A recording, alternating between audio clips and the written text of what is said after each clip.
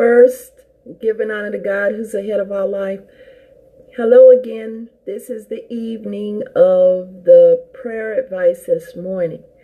I hope that it was a blessing to everybody. I had actually lost the video footage and I was going to go over some of it again, and then I found it this evening when I came back from school. But that also made me want to talk about school. I'm a student and my major is MBA and a finance graduate degree. I have a master's in elementary education. I have bachelor's in Christian education, biblical studies, and I have a master's doctorate in Christian education, biblical studies, and it's a theologian's degree, theological pastor's degree, and it's a master's doctorate. I also have an undergraduate degree from a school in the Midwest, and it was just a combination of a heavily loaded business administration and coupled with general communications. I have an associate's in accounting. I also have a 2-year diploma in catering. So I love to cook, I love to pray, I love to help people, and I love to study to be quiet, because I believe that you can learn a lot if you just sit next to people on a metro, a subway, an airplane, or even in a taxi, co-op ride. You can learn a lot from people. People open up and they tell you what's going on inside. And in the modern times, a lot of times people don't really want to talk. They might fuss, but they don't really want to talk and share how they are feeling and what brought them to the feelings. Now, a long time ago, people would sit around in big groups and they would discuss, like the Indian nation. They would sit around and discuss what's going on with each other. In Africa, they did the same thing. In the Orient, the same thing. Probably in Ireland, I can speak about, and probably in Germany a while ago. Now, I'm 4 nations. That's 4. And that's German, Irish, African, and Cherokee. Now, Cherokee is special to me because I live in the United States.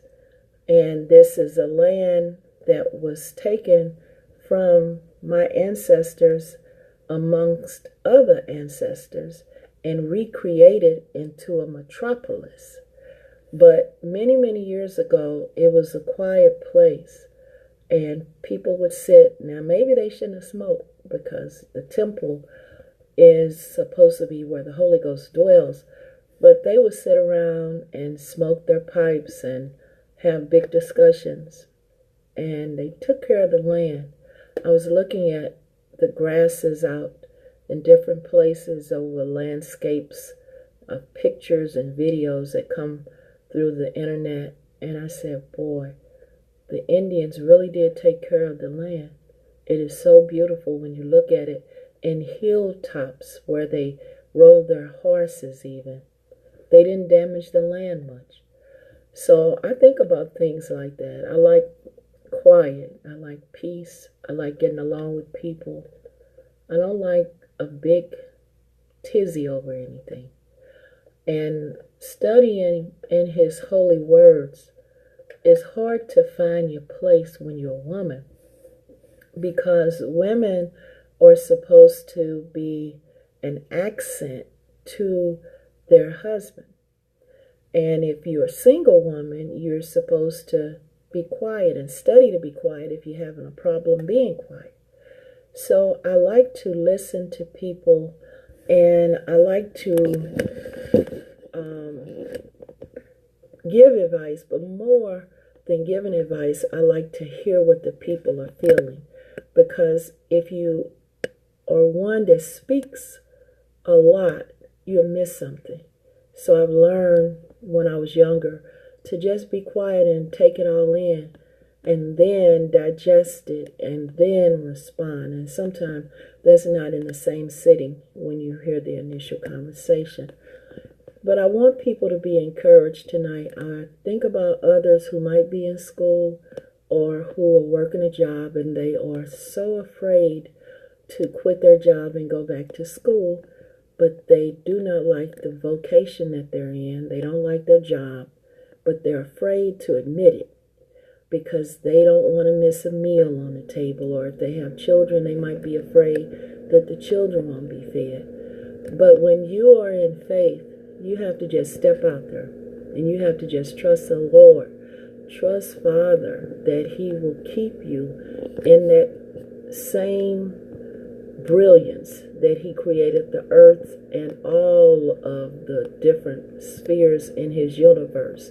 You have to just be in faith on it. Now, if He tells you don't go back right now, that doesn't mean you won't go back.